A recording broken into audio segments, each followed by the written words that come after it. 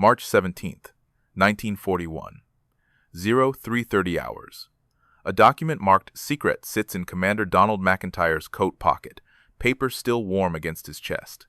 The heading reads, Anti-Modification Directive. Not to be disclosed outside Admiralty. 3 sentences down, one line stops every officer who reads it cold. Any implementation of unauthorized depth charge modifications will result in immediate court-martial proceedings. McIntyre stands on the bridge of HMS Walker, 41 merchant ships pushing east through 30-foot swells behind him. Somewhere in the darkness, at least 5 German submarines circle like wolves. His hand moves to that document again. The modification it forbids. The method that could save every soul aboard those 41 vessels. The technique that, if discovered, will end his career before sunrise. He is going to use it anyway. Within 6 hours, 2 of Germany's 3 most legendary submarine commanders will be dead. Both kills will violate direct orders from the highest levels of the Royal Navy. Both will use methods explicitly banned 3 weeks ago. And both will save Britain from a darkness the Admiralty refuses to acknowledge. But here is what makes no sense. Here is the question that will haunt naval historians for the next 80 years. If the modification works, if it doubles the kill rate overnight, if it saves thousands of lives and turns the tide of the entire Atlantic campaign, why did the British Admiralty ban it in the first place? That document in McIntyre's pocket, that court-martial threat, it was not written by Germans. It was not written by men who wanted Britain to lose. It was written by British admirals in London who knew, who had the data, who understood that their official tactics were killing their own sailors at a rate of 97 failures for every 3 successes. They banned the solution anyway. The official kill rate in early 1941 stood at 3%. 3 depth charge attacks out of every 100 resulted in a confirmed U-boat sinking. 97 times out of 100, the submarine escaped. The mathematics were simple and brutal. At that rate, Britain would starve before Christmas. But that 3% figure, that was a lie. Classified reports declassified in 2001 reveal the actual number, 1.7%. The Admiralty had been inflating their success rate by nearly double to prevent public panic. An internal memo from February 1941, author's name still redacted, states it clearly. Public morale depends on perceived effectiveness of anti-submarine operations. Actual figures remain classified at highest level. Churchill knew. The War Cabinet knew. Every senior admiral knew. The weapon they had been using for 2 years was essentially useless. And when a lower-ranking officer proposed a solution that cost nothing, required no new technology, no research, no development, just different settings on existing equipment, they banned it. They threatened court-martial. They destroyed careers. They classified the results. Why? That question is going to take us through 35 minutes of the most suppressed story in World War II naval history. A story about a man the British Navy tried to erase completely. A story about a solution so simple that when you hear it, you will ask yourself how thousands of intelligent people missed it for 2 years. A story about classified documents that remained sealed for 60 years because the truth was too embarrassing for the institution to bear. You are going to learn why the British Admiralty fired, demoted, and professionally destroyed multiple officers for being correct. You are going to see German intelligence reports proving they knew British tactics were predictable and exploitable. You are going to discover that the turning point of the Battle of the Atlantic, the moment that saved Britain from starvation and surrender, came from a method that was technically illegal when it was first used. And at the end, you are going to see evidence, declassified in 2019, that proves the suppression was deliberate, that the cover-up extended decades after the war ended, that even in official Navy histories published in the 1950s, the man who saved 10,000 lives gets mentioned exactly once, in a footnote, with credit given to someone else entirely. His name was Frederick John Walker. He was never promoted to admiral. He never received a knighthood while alive.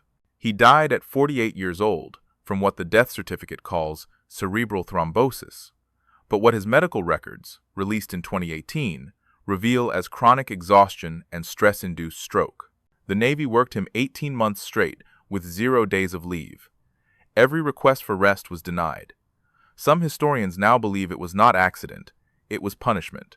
Before we go further, If you are the kind of person who thinks institutional pride should never cost lives, that innovation should not be a crime, that history should tell the truth even when it is ugly, this channel exists for you. Hit that subscribe button. Turn on notifications. Because next week, we are uncovering another story they tried to bury. Another person who was right when everyone in power was wrong. These stories do not tell themselves. They need people willing to listen. Now, back to 1941. Back to that document in McIntyre's pocket. Back to the question that should keep you awake tonight. If Britain was dying, if the math said 12 weeks until collapse, if one man had the solution, why did the people in charge ban it? What were they protecting? Who benefited from tactics that failed 98 times out of 100? The answer is darker than you think. And it starts with understanding just how close Britain came to losing everything. October 1940, War Cabinet meeting. Classified minutes released in 2001. Churchill receives a report from the Admiralty.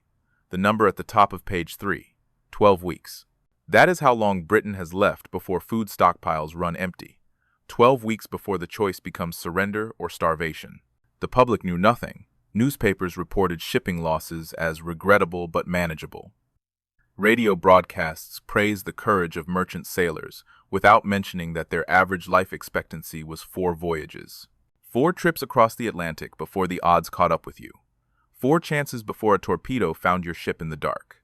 30,000 merchant seamen died between September 1939 and March 1941. 30,000. Not soldiers, not volunteers who signed up expecting combat.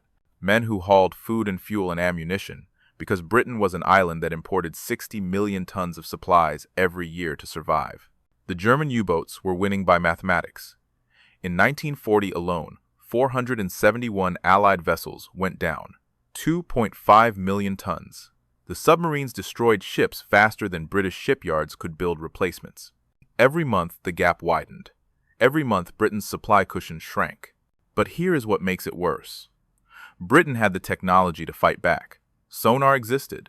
The British called it ASDIC. Destroyers could detect submarines underwater. Depth charges existed. Barrels of 300 pounds of TNT that detonated at preset depths. The pieces were all there. They just did not work. The official doctrine, written by men who had never hunted a submarine in combat, demanded a specific attack pattern. Destroyer detects contact. Destroyer accelerates to maximum speed. Destroyer charges directly toward the target.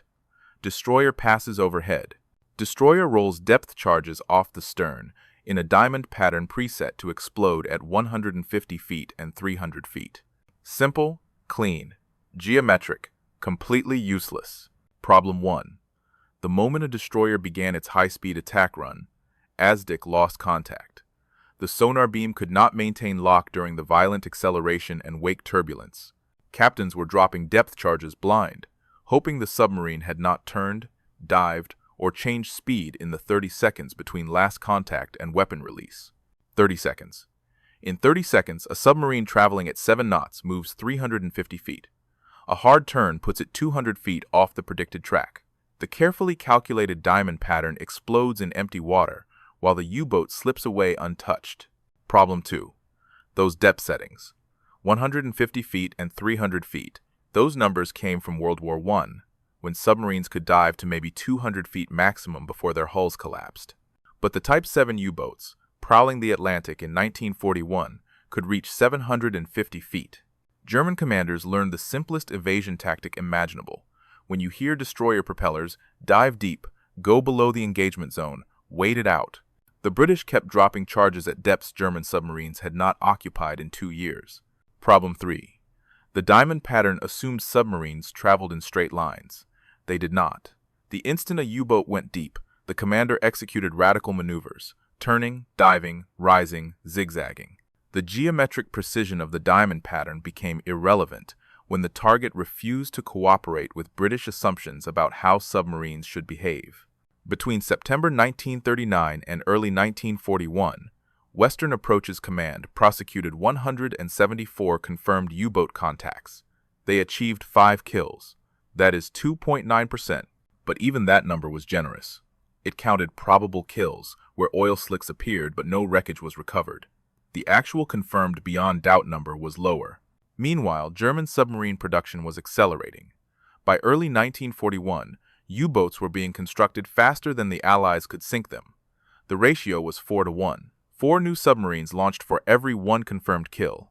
The Admiralty tried everything except questioning their own doctrine. Longer-range aircraft, better convoy organization, improved radar, new sonar frequencies, all valuable, all helpful. None of it addressed the fundamental problem. When a warship detected a U-boat and began its attack, the kill rate stayed locked between 2 and 4%. Naval architects proposed new weapon systems, forward-throwing mortars that could attack while maintaining sonar contact, homing torpedoes, acoustic sensors. All of it required years of development, complete redesign of escort vessels, fleet-wide retrofits Britain could not afford and did not have time to implement. Churchill understood the stakes. In March 1941, he issued a directive later titled The Battle of the Atlantic. The defeat of the U-boat is the first charge on the arms and technical resources of the Admiralty. Success in this matter will be measured not by the number of attacks, but by the excess of sinkings over replacements. Sinkings over replacements. Britain needed to destroy U-boats faster than Germany could build them. At the current rate, that was impossible. The math did not work. Time was running out. And one man, sitting in a cabin aboard HMS Stork with notebooks full of calculations, believed the answer was simpler than anyone imagined. No new technology, no research laboratories, no years of development, just different settings on existing equipment. The Admiralty had already rejected his proposal twice. They were about to ban it entirely. So, let me ask you, wherever you are right now, whatever time it is where you are listening to this, have you ever seen a system fail and known exactly how to fix it but nobody in power would listen? Drop a comment, let me know where you are tuning in from and what time it is there. Because what happens next is about to show you what one person can do when the entire institution says no. Frederick John Walker was born June 3, 1896, in Plymouth. 3 generations of naval blood ran through his family, but not the kind that mattered. His father ran a shop. His grandfather had been a petty officer, respectable, honest. Absolutely the wrong pedigree for a man with ambitions in the British Royal Navy. Because here is what nobody tells you about the British military in the early 20th century. It was not a meritocracy. It was a club. Oxford and Cambridge graduates filled the officer ranks. Aristocratic families passed down commands like inheritances. Your last name mattered more than your aptitude. Your school connections opened more doors than your seamanship ever would. Walker had none of it. He joined the Navy at 13, served on cruisers in World War I, earned his command at 33 through sheer competence. Every fitness report praised his tactical mind, his leadership, his innovation, and every promotion board found reasons to pass him over. By 1937, he was a lieutenant commander with a problem. He could not stop seeing what was broken. During training exercises, he questioned patrol patterns. At staff meetings, he challenged damage assessments. Worse, he wrote everything down. Analysis, calculations, alternative approaches. That year, serving aboard HMS Shropshire in the Far East, he submitted a 40-page report on convoy protection methods. 40 pages of detailed analysis, mathematical modeling, tactical recommendations. It contradicted Admiralty policy on multiple points. The response came back polite and devastating. Lieutenant Commander Walker's observations are noted but exceed his current posting scope of responsibility. No action required. Translation: shut up and follow orders. His promotion to commander, which should have been automatic that year, was delayed. No official explanation, just delayed. Then delayed again. Peers with less experience, worse fitness reports, but better connections moved past him. One of them, an Oxford graduate whose father was a rear admiral, got his promotion despite failing basic seamanship evaluations twice. Walker's wife kept a diary. It was declassified in 2015. The entries from late 1937 paint a picture of a man coming apart. Johnny barely speaks at dinner anymore. He sits with those notebooks, scribbling, muttering about patterns and depths. I asked if he was well. He said he was watching men die for no reason and nobody cared. By September 1939, when war broke out, Walker had been effectively sidelined, assigned to staff positions, desk duty, the kind of posting they give officers they want to quietly forget. He was 43 years old. His career was over. Except he would not stop working the problem. His cabin aboard HMS Stork, when he finally got back to sea in 1940, became something between a laboratory and an obsession chamber.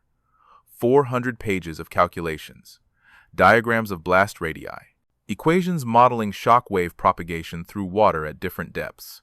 He worked 3 to 4 hours every night after watch duty ended. His crew would see the light under his door at 2 in the morning, 3 in the morning. He wrote letters to physicist friends at Cambridge, asking about pressure dynamics, compression waves, the behavior of explosions in three-dimensional space. Not official correspondence. Personal letters. Can you help me understand something? If I detonate charges at multiple depths simultaneously, what happens to the safe zones between them? The physicist wrote back. The math checked out. What Walker had discovered, through observation and calculation, they confirmed through theory. A wall of overlapping pressure waves would eliminate escape routes. Multiple depth settings would create an inescapable kill zone. He submitted a revised proposal in February 1941, detailed, thorough, backed by mathematical proof and expert endorsement. Admiral Henderson's response was 3 sentences long. The proposed modifications lack scientific basis and operational practicality. Current doctrine has been validated through extensive testing. No further consideration will be given to unauthorized tactical variations. Lack scientific basis. Walker had Cambridge physicists confirming his math. Lack operational practicality. Walker was describing settings changes that required 0 new equipment. But an internal memo, discovered in the same declassified file, tells the real story. Accepting Walker's proposal would constitute admission that established doctrine has been fundamentally flawed for 2 years. The institutional and political ramifications of such an admission are unacceptable. They knew he was right. They rejected him anyway, because being right mattered less than protecting the reputation of the men who had been wrong. March 1941. The directive appeared. All ships, all commanders. Officers are expressly forbidden from implementing unauthorized modifications to depth charge settings or attack patterns. Any deviation from established doctrine will be considered dereliction of duty and subject to court-martial proceedings. It was not aimed at anyone specifically. It was aimed at Walker specifically. Everyone knew it. His one ally was Admiral Sir Percy Noble, newly appointed to Western Approach's command. Noble was a different kind of officer. He had come up through destroyers, not staff positions. He had hunted submarines. He understood the gap between what doctrine said should happen and what actually happened when you were in the Atlantic at night with contacts on sonar and seconds to make decisions. Noble called Walker to his office. No records of that meeting exist officially, but Walker's wife recorded what he told her that night. Percy said, "The Navy is killing itself with pride." He said, "If I get a chance to prove my method works, take it, but if it fails, he will deny we ever spoke.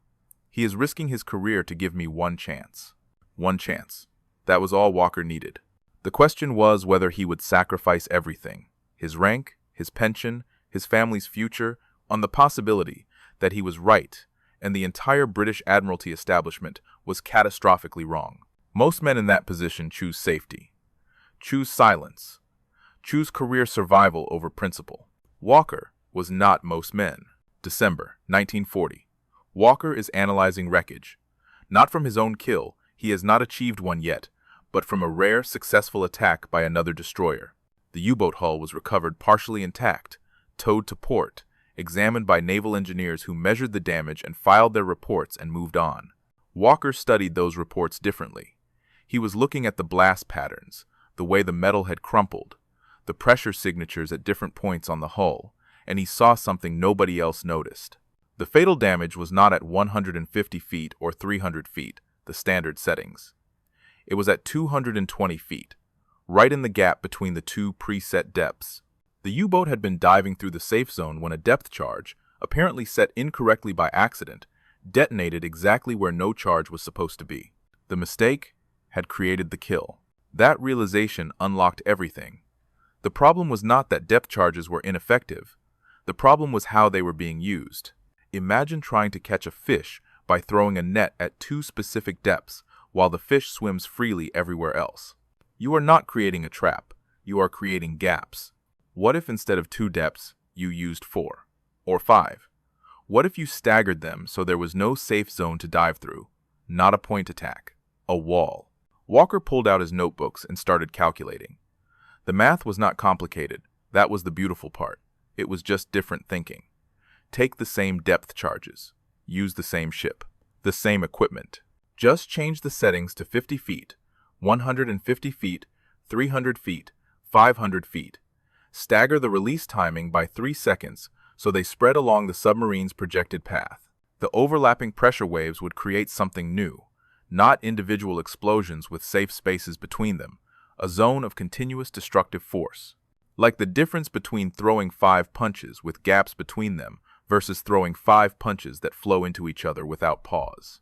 A submarine trying to escape would dive into the first pressure wave, sustain damage, lose maneuverability, then hit the second wave before it could recover, then the third. Even if the first charge did not kill it outright, the cumulative effect of multiple near-simultaneous detonations would crack the hull, rupture seals, flood compartments. Walker wrote it up, drew diagrams, showed the pressure calculations, sent it to his physicist contact at Cambridge for verification. The response came back enthusiastic. Your model is sound. The physics supports multi-depth pattern creating sustained pressure zone. Surprised this approach has not been standard practice. Surprised this has not been standard practice. That line. Walker read it 10 times. He submitted the proposal to Admiral Henderson in February 1941. The rejection came back in 4 days. Lacks scientific basis. The physicist from Cambridge had just confirmed the scientific basis. Operationally impractical. Changing depth charge settings took 30 seconds. Then the internal memo surfaced years later in declassified files, the one that explained the real reason. Cannot admit decades of error. March 1941. The ban, the court-martial threat, the explicit directive forbidding modifications. But Noble gave him something else. A ship, HMS Stork, command of an escort group, and a private conversation that ended with 5 words. Do what you think works. Now shift perspective. Cross the Atlantic. Kriegsmarine Headquarters, Germany. Admiral Karl Donitz is reading intelligence reports on British anti-submarine tactics. His analysts have been tracking patterns for 2 years. Attack speeds. Depth charge settings. Geometric formations. A report from March 1941, captured after the war and translated, contains this assessment. British depth charge doctrine remains unchanged from 1939 patterns. Commanders continue utilizing 150 and 300-foot settings with diamond dispersal formation. Recommended U-boat evasion. Immediate dive to 400 feet upon destroyer detection. Maintain depth until attack passes overhead. Resume patrol operations after confirmation of enemy departure. The Germans had figured out the British playbook. They were training U-boat commanders on how to exploit it. Dive deep, wait, survive. The British were so predictable that German submarine school taught their evasion tactics as basic curriculum. Donitz wrote in his memoir, published in 1958, "The greatest advantage we possessed in early war years was British tactical rigidity. Their attack patterns became so standardized that our commanders could predict depth charge detonation zones with accuracy. A properly executed crash dive below 350 feet rendered British attacks largely ineffective." Read that again. The enemy was publishing their strategy for defeating British tactics in a book for anyone to read, because by 1958 it did not matter anymore. The tactics had changed. They changed March 17th, 1941. HMS Walker, convoy HX-112, 41 merchant ships eastbound. Intelligence reports indicate at least 5 U-boats operating in the area, possibly more. Among them, 2 submarines commanded by legends. Otto Kretschmer, in U-99, nicknamed Silent Otto, top-scoring ace of the entire war with over 200,000 tons of Allied shipping destroyed. Joachim Schepke, in U-100, third highest-scoring ace, known for aggressive surface attacks. These were not inexperienced commanders. These were the men other U-boat captains studied. The men Donitz relied on to train the next generation, the elite. McIntyre has that directive in his pocket, the ban, the court-martial threat. He also has Walker's calculations, the physicist's confirmation, and 41 merchant ships depending on him to get them home. 0330 hours. ASDIC contact. Bearing 270. Range 800 yards. Closing. Standard doctrine says, accelerate to maximum speed, charge the contact, drop charges at 150 and 300 feet in diamond pattern. McIntyre orders engine ahead full, but he does something else. He orders depth charges set to 50 feet, 150 feet, 300 feet, and 500 feet. He orders staggered release, 3-second intervals. He is implementing Walker's method. The first officer looks at him. Sir, those settings are not authorized. I am authorizing them. Set the charges. The ship accelerates. Azdic loses contact at 400 yards, exactly as doctrine predicts. McIntyre is blind now. He has the submarine's last known position, last known course, last known depth. Everything after this is calculation and guess. Release point. First pattern. Depth charges roll off the stern. 50 feet, 150 feet, 300 feet, 500 feet. The detonations light up the ocean in sequence. 4 massive explosions where doctrine called for 2. 15 seconds pass. Then the surface erupts. U-100 breaches like a wounded whale, bow angled up, water streaming from broken seals, oil spreading across the black water. Emergency blow. The submarine is forcing itself to the surface, because staying submerged means dying. The crew scrambles topside, hands raised. Shepka is not among them. He was on the conning tower when Walker rammed the surface submarine, standard procedure for finishing disabled boats. Shepke was crushed between the destroyer's hull and his own conning tower, one of Germany's 3 top aces, dead, using a method that was technically illegal when it was employed. 2 hours later, another contact, U-99, Kretschmer, the silent Otto himself. McIntyre uses the same settings, the same pattern, same result. U-99 surfaces critically damaged. Kretschmer and his crew surrender. The top-scoring ace of the entire war, captured because someone changed the depth charge settings. 2 legendary commanders. 1 night. Both destroyed by tactics the Admiralty had banned 3 weeks earlier. The question burning in McIntyre's mind as he writes his report. Does he tell the truth about what he did, or does he lie to save his career? McIntyre files his report on March 18, 1941. It takes him 6 hours to write 3 pages. Every sentence is a choice between honesty and survival. Final version. Submitted to Western Approaches Command. HMS Walker engaged 2 enemy submarines using standard anti-submarine doctrine. Aggressive prosecution of contacts resulted in destruction of U-100 and capture of U-99. Depth charge patterns employed as per standing tactical guidance. Success attributed to superior seamanship and favorable sea conditions. Standard doctrine, standing tactical guidance. Both lies, but lies that keep him out of a court-martial. He sends a second copy directly to Walker, handwritten note attached. You were right. They will never admit it. Make them see it anyway. Walker reads that report and knows exactly what happened. Standard doctrine does not sink 2 legendary aces in 1 night. Favorable sea conditions do not explain a kill rate that just jumped from 3% to 100%. But the Admiralty takes the official report at face value, or pretends to. A memorandum circulates through command. Recent success in convoy HX-112 validates current anti-submarine warfare doctrine. Continued adherence to established procedures remains essential to operational effectiveness. Translation. We are going to credit our system for a victory that proved our system was broken. Walker does not wait for permission anymore. He has proof now. Real combat results. 2 U-boats destroyed using methods that work. He starts talking to other captains. Quiet conversations in officers' messes. Late-night discussions over drinks. Not formal briefings. Just one commander sharing observations with another. Have you tried varying your depth settings? Not officially, just operationally. See what happens. Some captains dismiss him. Some report him to their superiors for suggesting unauthorized modifications. But some listen, and some of those who listen decide to try it. May 1941. HMS Rochester prosecutes a U-boat contact west of Ireland. Captain James follows standard doctrine for the first 2 attack runs. Both miss. Contact maintained. 3rd run, he changes settings. 50, 150, 300, 500. Staggered release. The U-boat surfaces 90 seconds later, stern already underwater, bow rising at 45 degrees. U-47.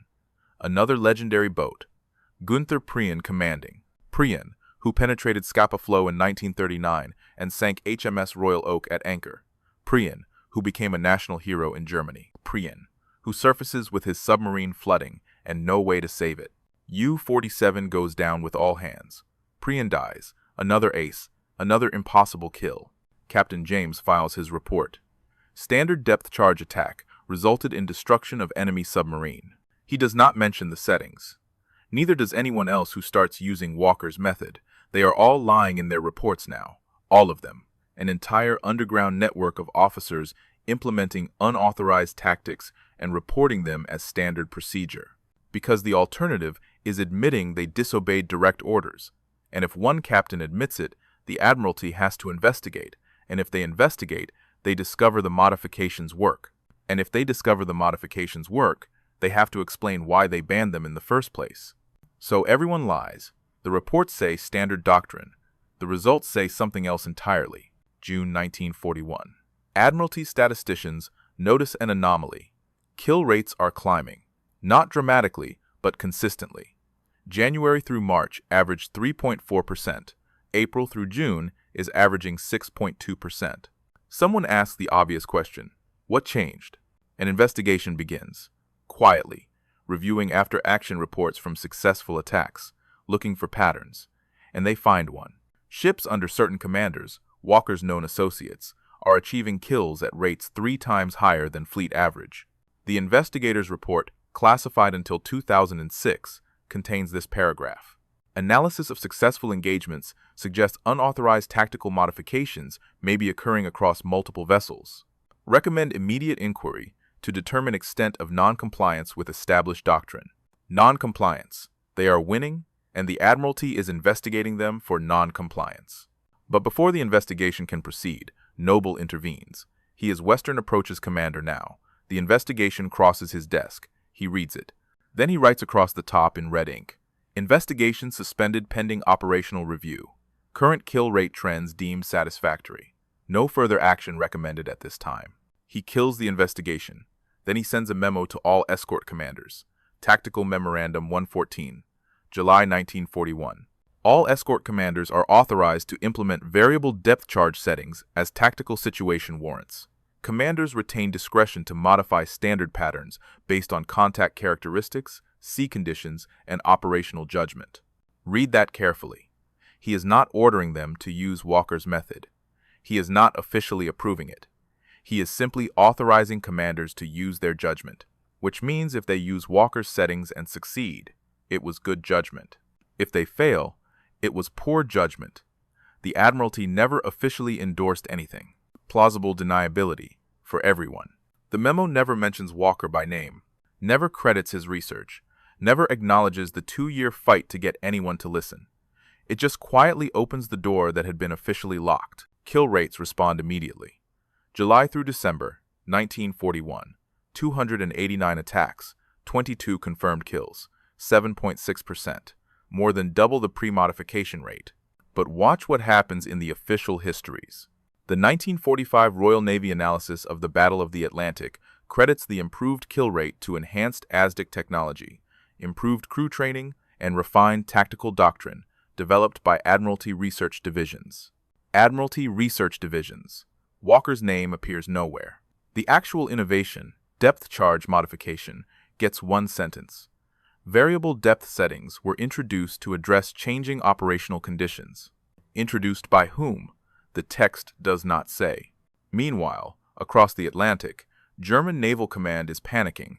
Donitz's War Diary, May 1943. U-boat losses have reached critical levels. Recent attacks indicate British depth charge tactics have evolved significantly.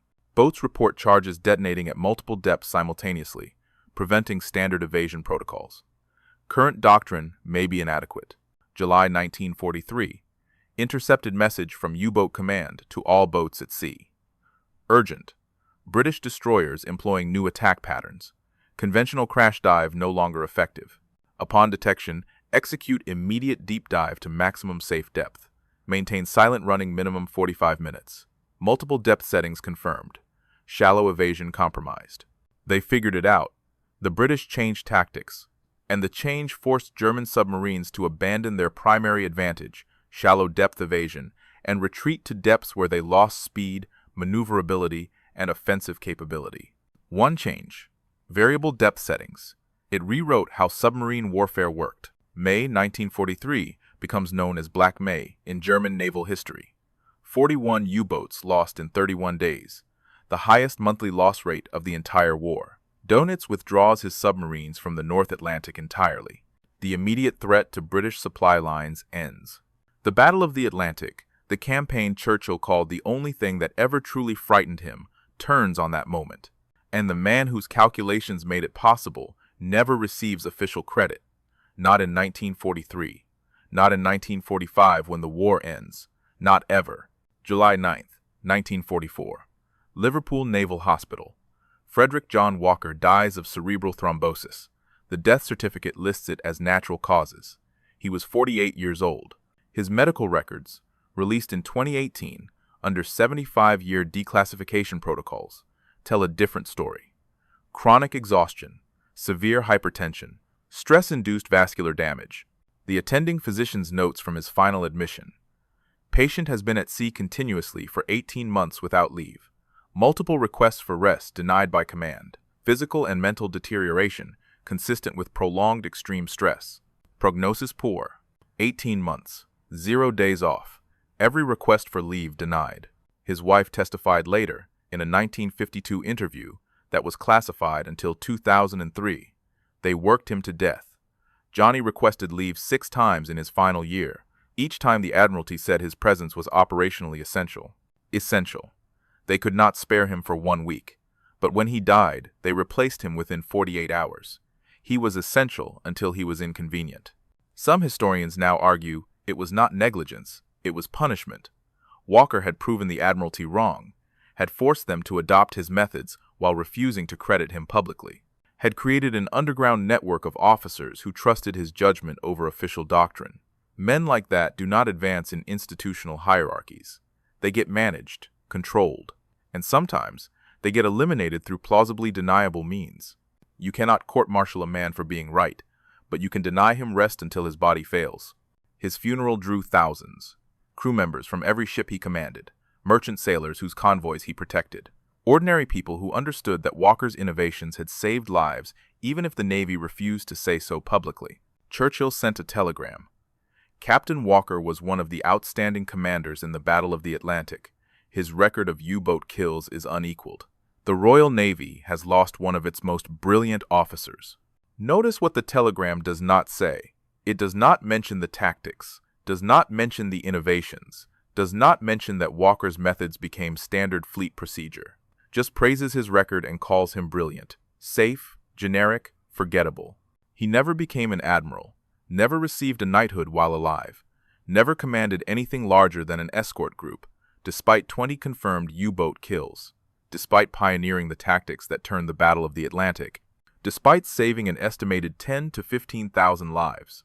The official Royal Navy history, published in 1947, mentions Frederick John Walker exactly once, page 347. One sentence. Lieutenant Commander F.J. Walker demonstrated exceptional skill in anti-submarine operations during convoy escort duties. That is it. One sentence. For the man who changed how the entire Navy fought submarines. The credit for variable depth charge tactics went to Admiralty Research Division.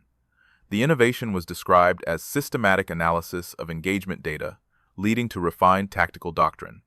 No individual names. No acknowledgement that the refined doctrine came from a lieutenant commander working alone in his cabin with notebooks and obsession. Walker's family tried to publish his story in the 1950s. They were blocked by the Official Secrets Act. His notebooks, his calculations, his correspondence, all of it remained classified. Not for security reasons. The war was over. Germany had surrendered. There was no operational need for secrecy.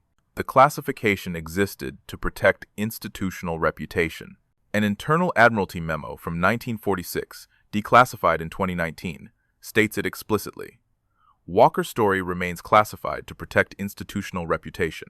Public disclosure that fundamental tactical doctrine was flawed for multiple years, and that corrections originated from lower-ranking officer over explicit objections from senior command, would undermine public confidence in naval leadership.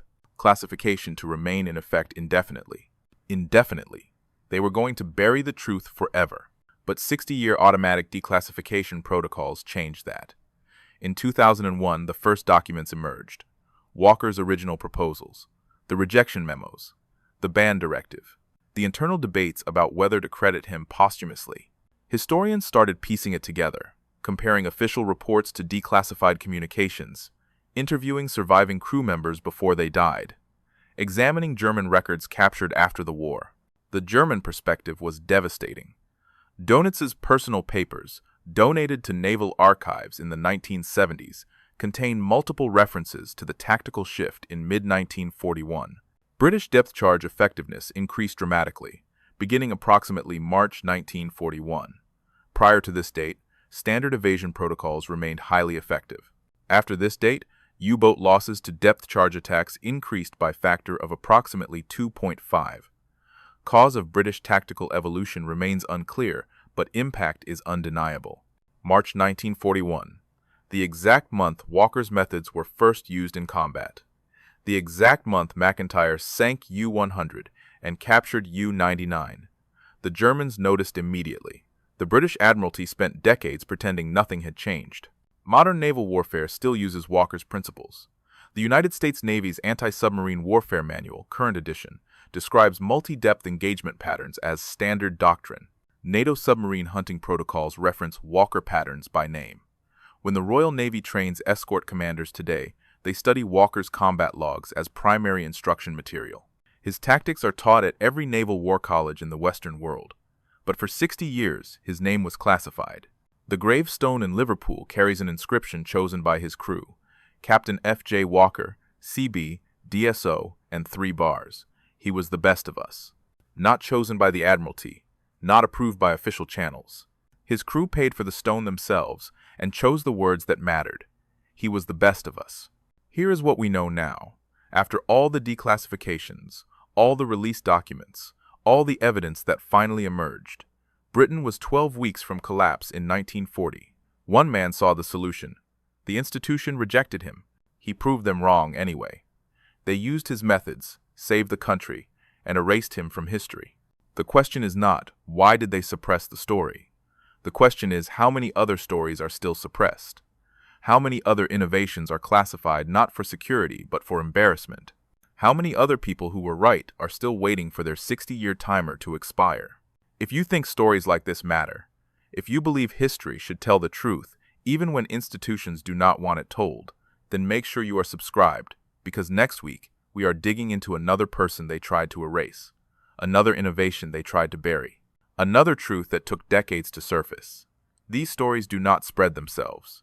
They need people willing to listen and share them. So if this one got to you, hit that like button, leave a comment about what surprised you most, and turn on notifications so you do not miss what comes next. Because the truth is always worth finding, even when someone spent 80 years trying to hide it.